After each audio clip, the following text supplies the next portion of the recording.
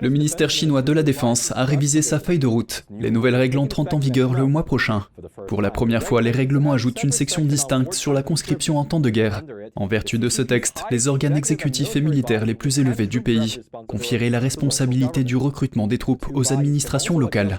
Les deux organes peuvent également adapter les modalités de recrutement en temps de guerre.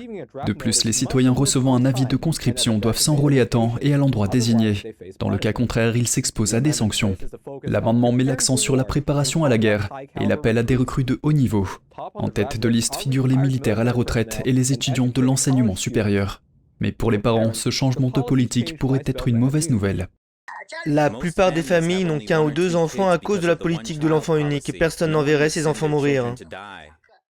Nous ne pouvons même pas assurer notre propre emploi. Tous ces discours sur la défense du pays ne sont que des mensonges.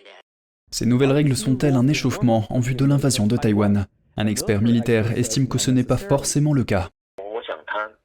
Je pense que cet amendement ressemble davantage à une mise en scène pour les autres pays. Si le PCC se préparait vraiment à la guerre, il aurait fait bien plus de travail préparatoire qu'une simple révision de la loi.